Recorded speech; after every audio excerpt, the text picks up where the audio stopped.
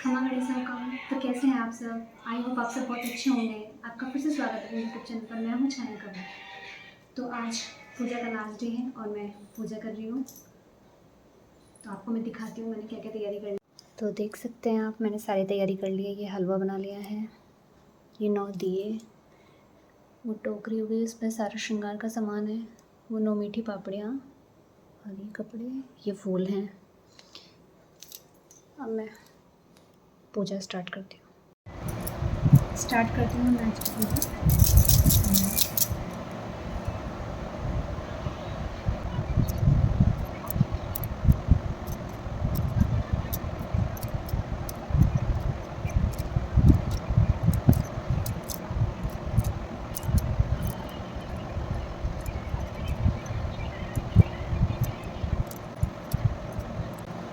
सिंदूर की मैंने 9 बिंदियाँ सब में लगा दी है। अब मैं मेहंदी की 9 बिंदियाँ लगा देती हूँ।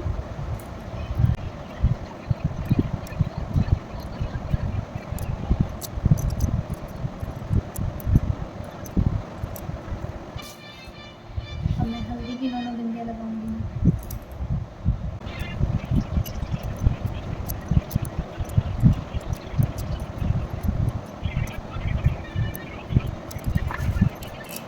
काजल की 9 बिंदियाँ लगा देती हूँ।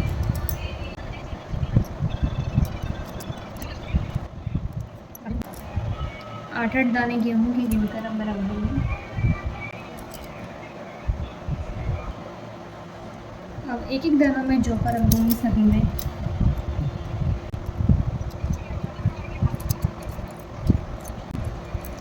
एक एक सबको रख दूँगी। और अब 9 में धूप रख दूँगी।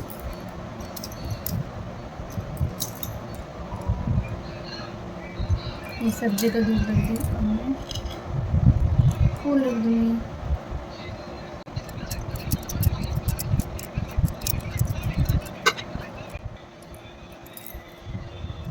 फल रख दूँगी। हमारे गणेश जी भगवान जी, सभी कोनों पर मैं दिए रखूँगी।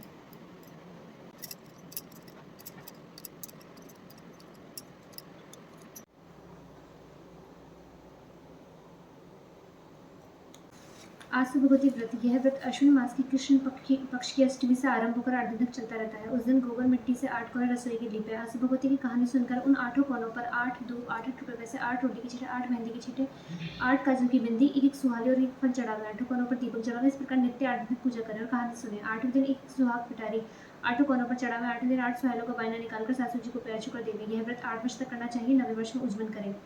कथा। हिमाचल में एक राजा था, उसकी 2 पुत्रियां थीं। उनका नाम गौरा और पार्वती था। एक दिन राजा ने अपनी दोनों पुत्रियों से पूछा कि तुम किसके भाग्य का खाती पहनती हो? पार्वती ने कहा, पिताश्री मैं अपने भाग्य का खाती पहनती हूँ। परंतु गौरा ने कहा, मैं आपके भाग्य का खाती पहनती हूँ। यह सुनकर राजा ने गौरा का विवाह एक राज परिवार के युवक से कर दिया तथा पार्वती का विवाह रास्ते में भिखारी रूप धारण की शिवजी के साथ कर दिया।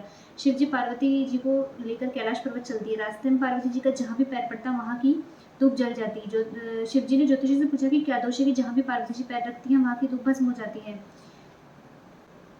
जाती है। तो ज्योतिषी ने बताया है कि अपने मायके जाकर आज से भगवती का व्रत उज्जवल करे तो इसका दोष मिट जाएगा। पंडितों के बताने पर शिवजी और पार्वती जी अच्छे मूल्यवान वस्त्र धारण कर पार्वती जी के मायके चल दिए।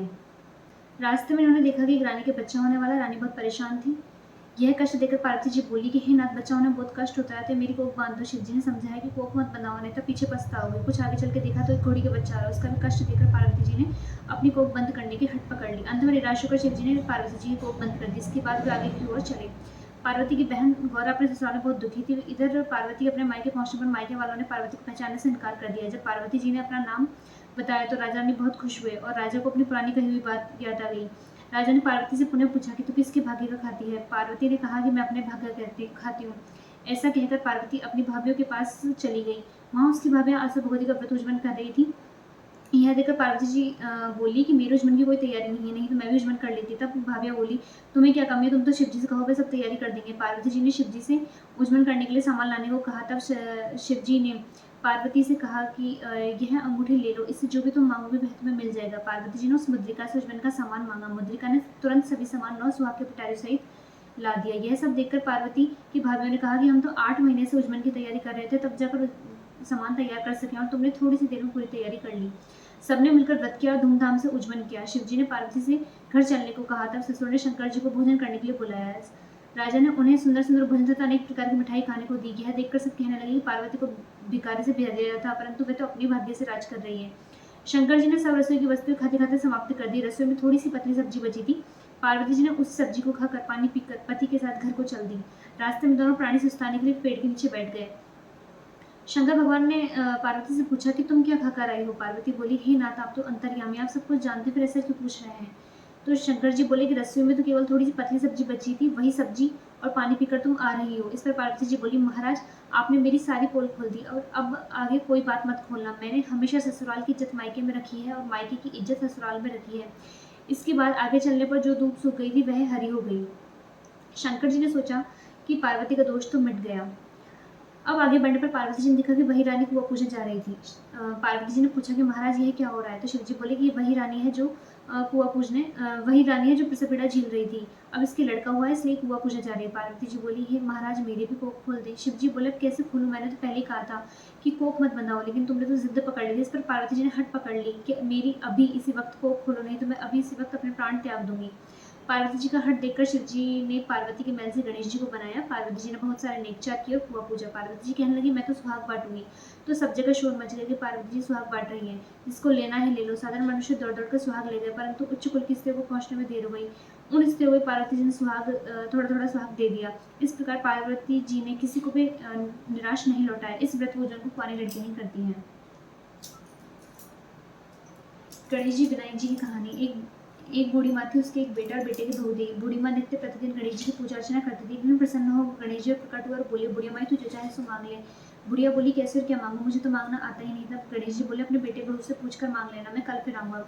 तो बुढ़िया ने बेटे से पूछा, बेटा बोला धन मांग लो, बहू बोली पोता मांग लो। तो दोनों बुढ़िया ने सोचा कि दोनों तो अपने अपने मतलब की बातें कह रहे हैं। तो उसने पड़ोसी से पूछा। पड़ोसी ने कहा, देख बुढ़िया, तो थोड़े दिन जी, क्यों तू धन मांगे, क्यों पोता मांगे, तो आंखें मांग ले, सीख तेरा बाकी का जीवन आराम से कट जाए। बुढ़िया ने घर आकर सोचा कि जिसमें बेटे बहू राजी हो वह भी मांग लो और अपने मतलब की चीजें मांग लो। अगले दिन गणेश जी आए और बोले, बुढ़िया माई, तू जो चाहे सो मांग ले। बुढ़िया बोली, यदि आप प्रसन्न है तो मुझे 9 करोड़ की माया दे, निरोगी काया दे, अमर सुहाग दे, पोता दे, सब परिवार को सुख दे और अंत में मोक्ष दे। गणेश जी ने कहा, बुढ़िया माँ, तूने तो मुझे ठग लिया, खैर तुझे तेरा वर तुझे मिलेगा। तथा इतना कहकर गणेश जी अंतर ध्यान हो गए। बुढ़िया को वर के अनुसार सब कुछ मिल गया है। सिद्ध विनायक गणेश, जैसे तुमने उस बुढ़िया को सब कुछ देने की कृपा करी, वैसे ही हमें भी देने की कृपा करना। बोलो गणपति बप्पा की जय।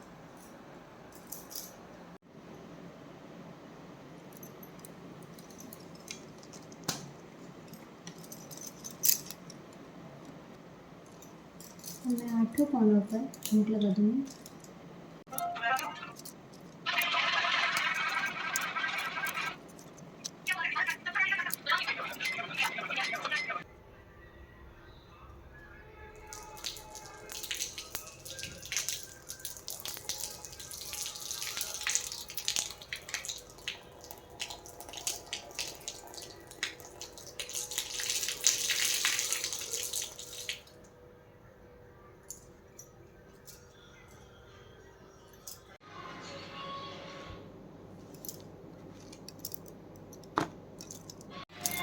अब मैं इनको समेट देती हूँ।